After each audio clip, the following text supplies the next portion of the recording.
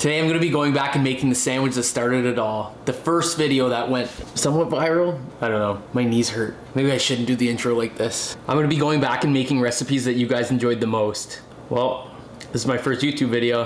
Hope you enjoy. Let's make it.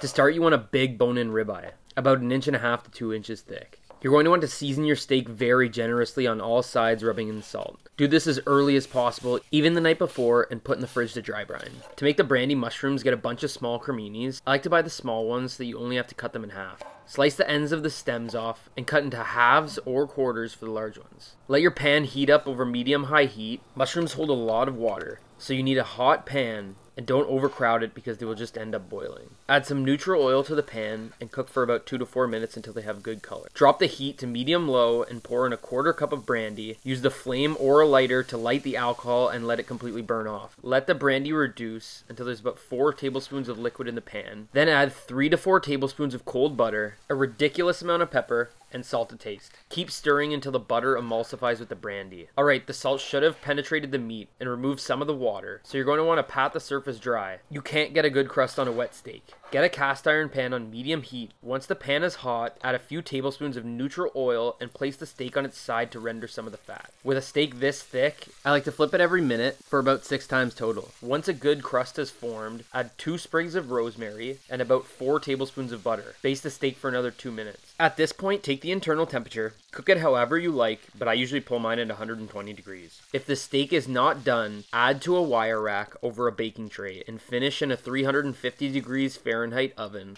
until desired doneness. I absolutely destroyed the steak. I forgot about it in the oven.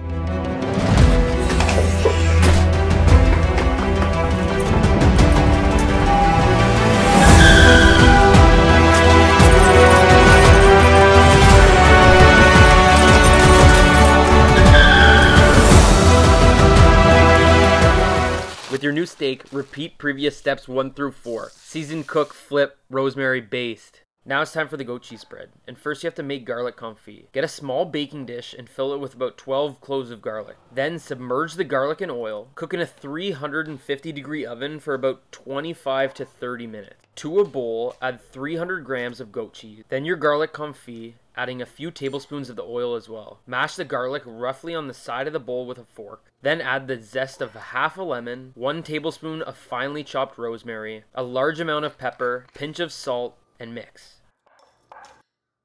Here's a pro tip. You're going to want to take your French baguette and place into your oven at 350 degrees for about 7 minutes. Take a chunk of your baguette, slice in half, spread on some goat cheese mixture, a few slices of steak, those brandy mushrooms, a bunch of arugula. Then you're going to want to put more spread on the top bun and cap it off. That's it.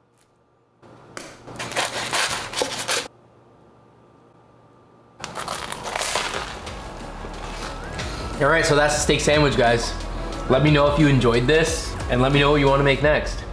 Don't forget to smash that subscribe. I'm just kidding. Do whatever you want. Get the hell out of here. What are you still doing?